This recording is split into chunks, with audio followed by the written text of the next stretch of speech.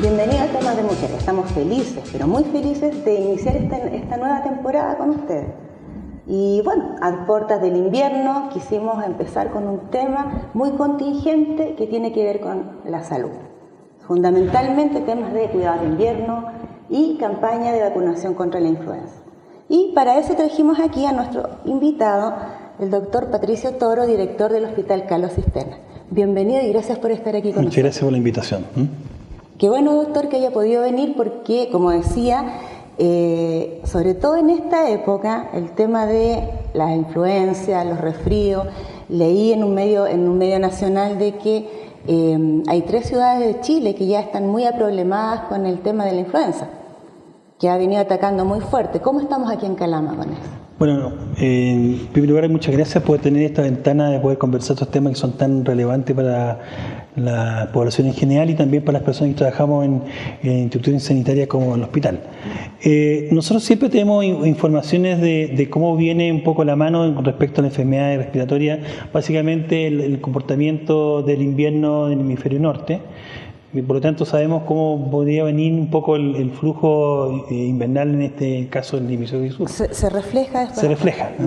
La OMS hace informes respecto a eso y nos entrega incluso todo el proceso de vacunación para relacionar un poco a los virus circulantes en esta época, y también ellos orientan un poco al tipo de vacunación o las cepas que están incluidas dentro de la vacunación respectiva a la influenza o gripe.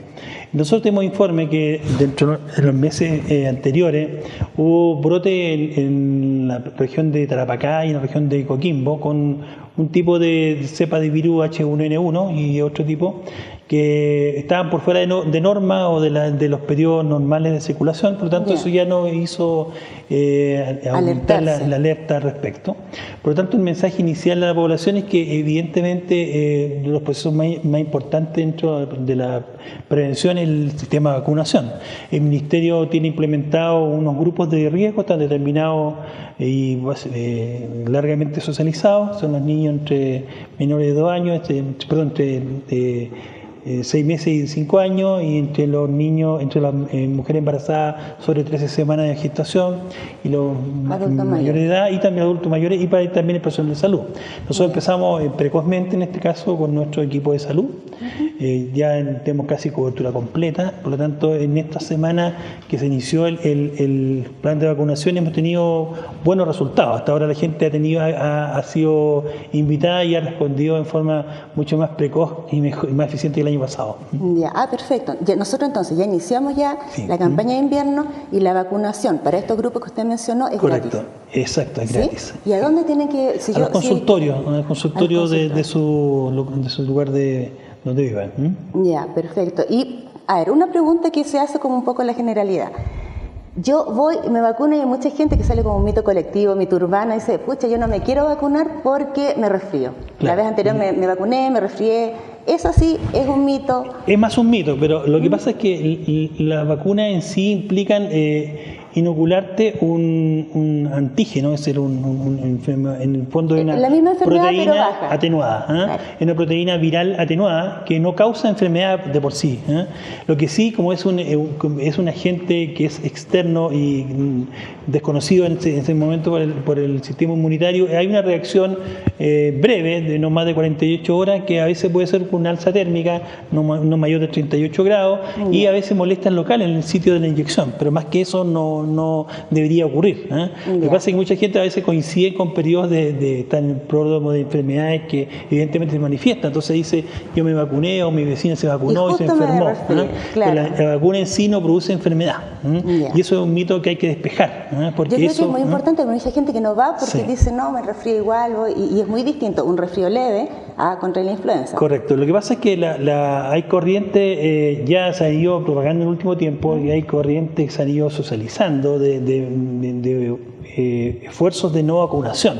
Incluso se propagan, y hay gente que legalmente se opone, y gente que a veces uno debería tener conocimiento, pero a veces inciden que mucha gente evite vacunarse. Y eso es un gran daño sanitario, porque mientras más extendido el grupo y más la cobertura sea mayor, evidentemente menos posibilidad de que el resto de la población enferme.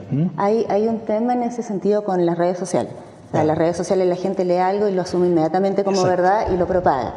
Entonces, como dice usted, un riesgo sanitario, que se invite a no vacunarse por tal y tal motivo sin investigar realmente que la información sea real. Mira, la vacunación en sí es quizás el aporte científico más importante en la prevención de las enfermedades. Y esto ya lo veían los chinos 1000 años antes de Cristo. O sea, ellos veían que habían enfermedades como la viruela, que era bastante mortal y muy contagiosa, y que ellos inoculaban un resto de pus de la viruela en personas y esos no se enfermaban. Claro. Y eso nuestra civilización occidental lo copió ya. Es que hay que copiar las cosas buenas y aprovechar los avances, absolutamente. Y eso se fue replicado ya a fines del siglo XVII, siglo XVIII. Y coincidentemente con esto también se observó que algunas mujeres que manipulaban o ordeñaban vacas, que no se infectaban con alguna peste que tenían las vacas y tampoco se infectaban de viruela. Por lo tanto, esa observación hizo que había algo y bueno, después se determinó el sistema normal de vacunación, que es inoculando o inyectando un cierto grado de enfermedad atenuada para poder propiciar una respuesta inmunitaria. Eso es muy fundamental con respecto a y eso ha prevenido y ha erradicado enfermedades en el mundo. Yo creo que eso es un poco para que la gente en la casa pierda el temor, también dé el paso. ¿Va a ser todo este mes? ¿Hasta mayo, tengo entendido? Correcto, hasta mayo la idea. La idea que termina a mediados de mayo. Lo importante es que, a diferencia de otras enfermedades que la vacunación o el virus en el fondo es estable, los virus de influenza o gripe van mutando. Por eso son vacunaciones anuales. Uno con la carga viral que probablemente va a ser más frecuentemente circulante en ese periodo. Y por eso es importante, porque los virus, principalmente el virus A, el que muta con mayor facilidad y ha propiciado grandes pandemias. O sea, las pandemias, que la última que vivimos, el virus A1H1 fue el año 2009, y desde el 1500 hasta la actualidad han aparecido 5 o 6 pandemias grandes y han causado mortalidad, claro, del mismo tipo. Yo leía de que anualmente, y está en la página del Ministerio de Salud, de que anualmente por este tema de la influenza mueren entre 400 y 500 personas, lo que no es menor. No es menor. Exacto. Lo que pasa es que el virus normal de la gripe, la circulante normal en el periodo de invierno, tiene una mortalidad de un 0,1% de la población. De la población en general, que se infecta. Por lo tanto, es una mortalidad baja, pero lo que pasa es que como tiene alto grado de penetración o de incidencia, los números son a veces muy elevados, pero muchas de las muertes de invierno de nuestros abuelitos o personas inmunodeprimidas o de niños pequeños se deben a virus. La posibilidad que tenemos de defendernos con ellos, por eso la oportunidad de mejorar nuestra inmunidad.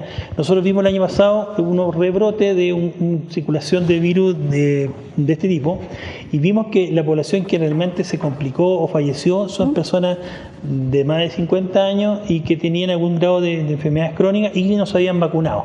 Por lo tanto, ese es el factor determinante. Y ese es el grupo que ustedes en este rato tienen en la mira y ojalá que por ejemplo, si yo tengo, no soy adulto mayor, pero sí, por ejemplo, soy diabética.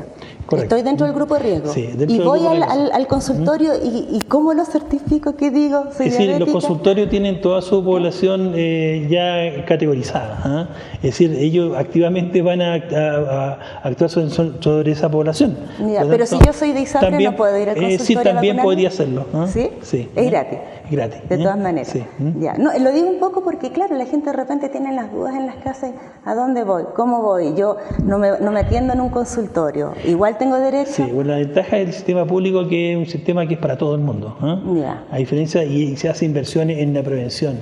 A diferencia de la ISAPRE, que no tiene un poco ese enfoque. Claro, exacto. Entonces, mucha gente ISAPRE que no tiene como la cultura hospitalaria y no se va a hacer. Además, está también accesible a nivel de las farmacias. También gente que no está dentro de rango prioritario también podría vacunarse, pagándola, por supuesto.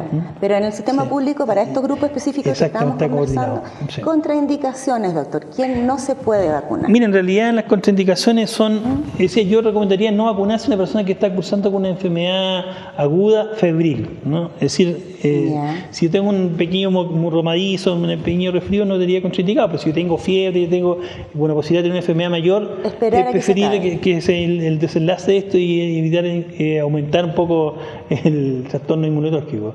Y las personas que son evidentemente han tenido algún tipo de alergia o anafilaxia previa a una vacunación, básicamente por los componentes dentro del huevo, por ejemplo, y de la gelatina y otras cosas que incorporan de los preservantes y lo que acompañan el proceso de inmunidad de la vacuna en sí, hay que evitarlo. Yo creo que sería lo único. O sea, si alguien está en este rato pasando por un periodo febril o tiene alergia al huevo, esa claro, persona yo diría que serían los excluyentes. Claro, pero el resto de las personas, y es mejor que lo hagan. Obviamente. Y doctor, yo entiendo que la idea es que se vayan a vacunar rápido, antes que comience el frío. Sí. Hay un periodo todavía en que uno no está, a pesar de que se vacune, protegido. Eso es muy interesante la pregunta, porque cuando yo me vacuno hay todo un proceso de respuesta inmunológica. O sea, me inoculan una proteína atenuada del virus X y el proceso inmunológico del cuerpo empieza a actuar y a producir los anticuerpos sobre eso. Y eso demora entre 2 o 3 semanas. El viraje inmunológico se demora ese tiempo, por tanto, en ese periodo previo yo estoy también expuesto a enfermar. Mientras más cerca lo haga del invierno, más propensión va a tener que enfermarme, incluso a pesar de la vacunación. Ojalá no pasar de mediados de mayo, porque en el fondo la circulación mayor de estos virus empieza a fines de mayo, en junio hacia adelante. Perfecto. Entonces, ¿qué le decimos a la gente aquí para que motivarlas a que vayan, a que no... A ver, en los hombres sobre todo, y yo no es un tema machista, lo conocemos, le tienen mucho miedo a la inyección. Sí. Es increíble, pero y a veces mi marido ve una jeringa y es terror. Entonces, para que vayan y asuman de que es mucho más importante estar vacunados que no hacerlo, que es una cosa chiquitita, una molestia poca, y las molestias después te dije son muy leves, un ardor, una cosa así. Uno podría ponerse un poquito de hielo, eventualmente se le puede doler en el sitio de inoculación, pero es algo bastante mínimo. Yo creo que sumando entre riesgo y beneficio es absurdo no vacunarse. Llamado a vacunarse sí o sí, principalmente a las personas que están dentro del grupo de riesgo y las enfermedades crónicas, por supuesto. Claro. Y al personal sanitario, de todas maneras, la invitación a todos nuestros funcionarios que se vacunen. Porque, ¿no es obligatorio para ellos? Sí, es casi obligatorio ella. En sentido común, y por otro lado también si el personal de salud tiene que estar presente y activo, principalmente en esta época que son complejas. Por lo tanto, si tenemos personal enfermo, va a ser difícil poder entregar una buena no, y va a estar contagiando también. Además, nosotros estamos expuestos, pero de todas maneras yo creo que parte de nuestro deber también funcionario estar protegido. Y doctor, además del tema tan importante que llamamos a todos, volvemos a insistir, que vayan a vacunarse, que asistan ¿qué otros cuidados de invierno podemos tener en nuestra casa, en nuestra vida, para evitar a ver, en realidad, como dicen los viejitos, para llegar a agosto bien? Claro. Bueno, eso es importante porque la vacunación es un factor importante. En invierno coinciden 2 o 3 cosas que son como una tormenta perfecta, por decirlo así. Por un lado, mayor frío, mayor hacinamiento, por un lado, y también asociado a contaminación intradomiciliaria, y por otro lado mayor circulación de virus o patógenos. Por lo tanto, todos estos factores confluyen a que aumente la incidencia de enfermedades. ¿Cómo podemos influir nosotros en eso? Por un lado, estar bien alimentados, bien nutridos, bien hidratados y tener precauciones generales. Por ejemplo, cuando uno está enfermo, tratar de no estornudar en la mano o usar un pañuelo ojalá desechable en el antebrazo, porque uno hace el contacto manual. Por lo tanto, a través de la mano, también como la expulsión a través de los estornudos, uno produce y transmite los bichos. Entonces, una buena medida es lavarse bien las manos, andar siempre con un jabón alcohol gel, que es una buena medida como para evitar ir propagando o infectarse con otras personas que puedan estar estornudando a través de la mano con contacto directo. Por lo tanto, es una cosa eso. Otra cosa muy importante, a las personas que fuman, evitar hacerlo dentro de la casa. Eso es un ambiente bastante deleterio, tóxico para el resto, principalmente para los niños o pacientes que tienen enfermedades crónicas. Entonces es muy importante, bueno, acá no se usa mucho, pero en el sur se usa mucho braseros y otro tipo de contaminantes. La estufa a gas también tiene un cierto grado de contaminación, como también la estufa de tipo chimenea, que a veces no están bien selladas, o el sistema de drenaje no está bien sellado. Entonces es importante eso, la contaminación intradomiciliaria, evitar la propagación y las medidas básicas de precaución, y como son O sea, la persona enferma ojalá tener un poquito aisladito en la casa. Si un niño está enfermo, muchas veces ojalá no mandarlo al colegio porque es un problema para contagiar al resto. También, claro. Y eso es importante. Y otra cosa importante, que muchas personas con todo este asunto de los informes que son mediatizados y la gente entra en pánico, ojalá ocurrir, en este caso, por ejemplo, el servicio de urgencia del hospital está determinado para las enfermedades más complejas. Entonces, mucha gente congestiona absolutamente el servicio de urgencia, teniendo alternativas de mayor complejidad que son los consultorios. Y actualmente se va a inaugurar justamente el SARS, que es un sistema de urgencia de alta resolución, también los consultorios, y evidentemente las personas no deberían ir en primera instancia al hospital, o sea, deberían ir a esos consultorios, al SAPU, a la extensión de horario de atención primaria, claro, a ver si estos grillos o resfríos, y en el fondo... Y llegar solamente a urgencia al hospital cuando hay realmente una cuando urgencia. Son derivados de los consultorios, una vez que el paciente se ha evaluado, o cuando están bastante más graves.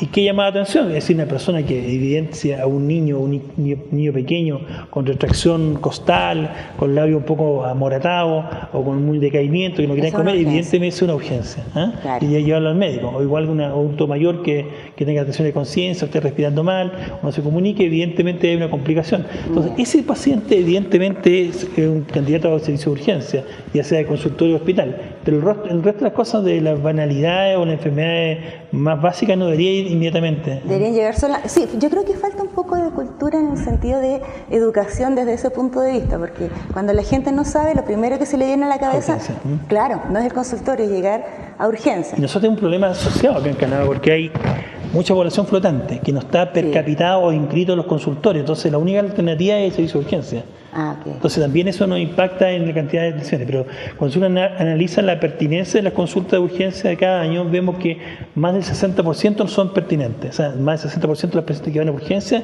no deberían haber ido. Y ahí les congestiona. Entonces uno ve el servicio de urgencia lleno de gente, hay molestia por la demora, pero nosotros tenemos un selector de demanda que categoriza a los pacientes más complejos, para los demás tenemos que atenderlo igual, con la demora, pero tenemos que atenderlo. Perfecto. Y doctor, por ejemplo, en el tema de esto que conversamos también de la prevención, de las casas, estar con prevención, dígame usted si es verdad o estoy equivocada, pero se me viene a la cabeza que dicen de que a pesar de que haya frío, a pesar de que estemos mucho en invierno, y como usted decía ya, que no se fuma dentro de la casa, tener ese cuidado, de todas maneras las casas hay que airearlas. De todas maneras hay que abrir las ventanas en algún momento, dejar salir o no. Sí, buen comentario. Dentro de la prevención, por un lado, digamos, evitar la contaminación domiciliaria, pero también el que esté como una especie de búnker o hermético es un error. Es una buena medida. Ya en la mediodía nosotros tenemos el horario que diga más calor. Hay más calor, ojalá ventilar bastante las piezas. Es muy importante. Hay otra cosa que es importante, porque el frío hace que los cilios respiratorios, son unos pelitos que están en el sistema respiratorio alto, son como filtros de ingreso de contaminantes, contaminación y también virus o bacterias. Eso se inactivan con el frío. Por lo tanto, cuando uno sale al frío, ojalá cubrirse la zona de ingreso de la boca y nariz, para evitar que estos cilios se inactiven y también propicien la entrada de estos patógenos. Entonces es importante. Perfecto, bueno. Hay otra cosa que también es importante en esta ciudad, que además tenemos una gran conectividad con el país, con el mundo. Acá llegan muchos turistas. Por lo tanto, cuando nosotros analizamos un poco retrospectivamente lo que pasó con la pandemia del 2009, nos dimos cuenta que Calama y Puerto Montt fueron los que primero brotaron. ¿Sí? Y eso fue así. Nosotros teníamos ya incluso pacientes complejos, fallecidos y todo, cuando el resto del país todavía no pasaba nada. Andaban buscando todavía en Santiago que entrara el primero y ya estaban ocurriendo. Entonces eso ocurre porque tenemos hiperconectado con el mundo, por lo tanto la circulación viral es factible. O sea, tenemos que estar más alerta. Y además tenemos una altura sobre el nivel del mar y el clima en toda la alta cordillera que coinciden con lo que pasó, por ejemplo, que pasa desde el Ecuador hacia abajo. Todas las ciudades que colindan en la precordillera tienen el mismo tipo de respuesta. El año pasado vimos que en Perú, Bolivia, Ecuador, incluso Colombia había un brote y había mortalidad y complejidad, lo que ocurrió a nosotros después. Lo mismo ocurrió acá. O sea, tenemos que estar muy alerta con nuestros vecinos. Doctor, y bueno, como ya nos queda no tanto tiempo como pasa volando, no puedo dejar de preguntarle por nuestro ansiado, anhelado nuevo hospital Carlos Cisterna. ¿Qué nos puede decir en qué paso estamos? ¿Tendríamos esperanza de verlo este año? Sí, bueno, la idea es que lo podamos inaugurar este año. el Servicio de Salud informó a la comunidad, porque este es uno de los conceptos más importantes de este hospital, que tiene un gran componente social. La sociedad o las entidades organizadas de la población de Calama están siempre vinculadas, ya sea en la gestión, en la gestación y en la reapertura del proceso de reconstrucción del hospital. Por lo tanto, nosotros nos debemos mucho la información a las entidades organizadas de la comunidad, y se les informó de que hubo una demora respecto al tiempo inicial que este año, que íbamos a empezar en operación en julio, y se le informó a la comunidad que íbamos a empezar ahora en noviembre por una adecuación de los pisos y del porcelanato del hospital. Mejor esperar un poco, pero partir bien. Sí, no podemos entregar un hospital que pueda tener posibilidad de que se puedan quebrar los pisos o un daño así. Hemos esperado tanto tiempo, ya muchos años, yo creo que casi 20 años. Empezamos ya a trabajar en serio en el proyecto en el 2006, en el 2007. Nosotros tuvimos la resolución de aprobación del hospital en el 2008 y empezó a construirse en el 2010. Y lamentablemente el 2012 suspendió y tuvo 2 o 3 años parados porque no había financiamiento. El compromiso de este gobierno y de la ministra del Servicio de Salud es que se reactivara el proceso, y se reactivó a fines del 2015, me parece. Y los procesos han ido continuando bien, pero con mucha dificultad, porque no es lo mismo construir un hospital o algo nuevo que empezar a reconstruir algo que está medianamente o con sospecha de mal construido. Y hay que hacer los chequeos previos. Por supuesto, se han sacado 700 kilómetros de cables, se han ido incorporando nuevos procesos, se ha ido chequeando todo el sistema hidráulico, todo el drenaje. Por tanto, ha sido bastante un poco más lento lo que nosotros como usuarios quisiéramos. Lo que sí tenemos la esperanza y tenemos la certeza, por otro lado, es que vamos a entrar en operaciones según la programación del Servicio de Salud dentro de los primeros días de noviembre de este año. Y entrar en operaciones como la Marcha Blanca.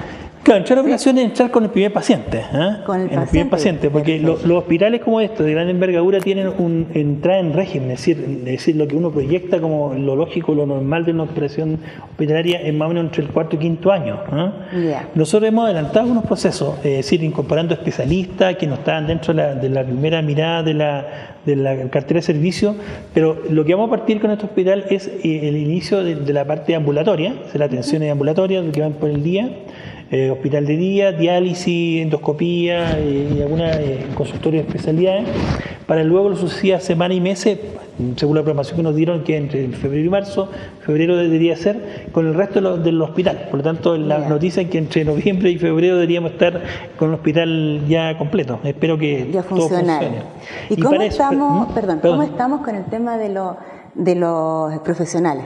¿Vamos a estar bien? ¿Está viendo? En realidad nosotros no podríamos hacer un hospital sin profesionales, especialmente médicos especialistas. Pero en Vallenar sucedió de que hay una tremenda infraestructura y no lograron llevar profesionales, y hay áreas completas cerradas. Bueno, en Chile hay ciudades más complejas para llevar profesionales. Una de ellas es Calama, no la más compleja, porque Vallenar, Copiapó, tienen más dificultades que nosotros, incluso estando más cerca de la capital. Calama, nosotros hemos logrado ir cerrando un poco la brecha de personales. Nosotros tenemos un modelo que estamos propiciando que involucra varias especialidades que no estaban dentro del hospital actual. Desde el año 2000, fines del 2015 y el 2016, hemos incorporado alrededor de 50 nuevos profesionales especialistas en el hospital. Muchos de ellos son nacionales y otros también extranjeros que están en la fase de validación de su especialidad para ya incluirlo en la nómina. Bueno, la mayoría de ellos tienen una COM aprobado. O sea, lo bueno, lo que usted me está diciendo es que ya se está pensando en eso, y en teoría no deberíamos tener ese problema, porque ya se están preocupando ya de... La noticia es buena, porque en el fondo nosotros hemos duplicado la hora de especialista en 1 año y medio, duplicado. Hemos triplicado las consultas de especialidad. Por dar un ejemplo, nosotros tenemos un compromiso con el Ministerio de cumplir una lista de espera que a nivel nos dan, por ejemplo, que tenemos que cumplir en este año 2017 con el 2015.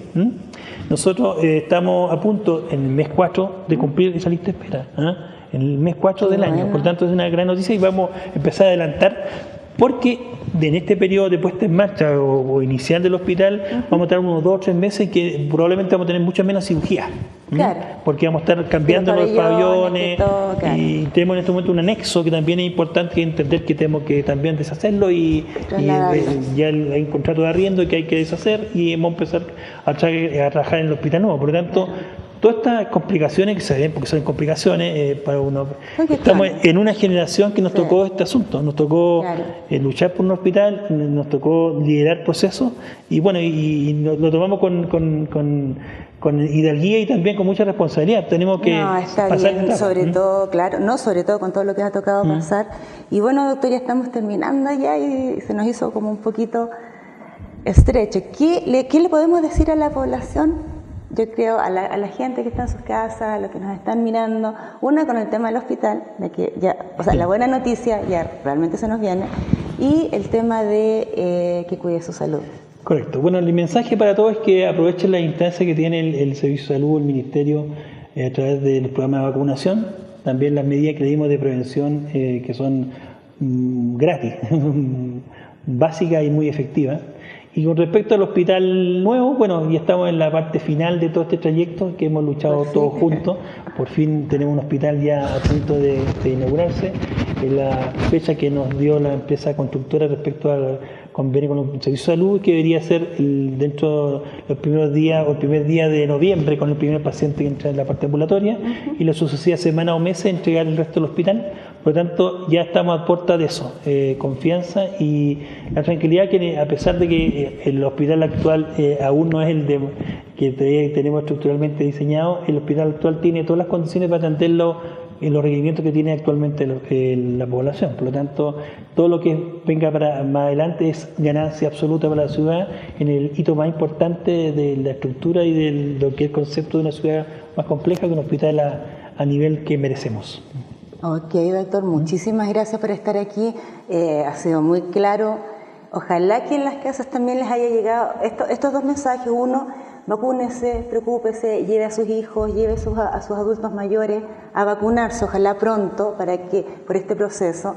Y la buena noticia de que vamos a tener nuestro hospital, Dios mediante, este año si todo sigue marchando como queremos. Así es. Gracias, doctor. Okay. Nos vemos más adelante. Encantado. Adiós. Yo no soy esclavo.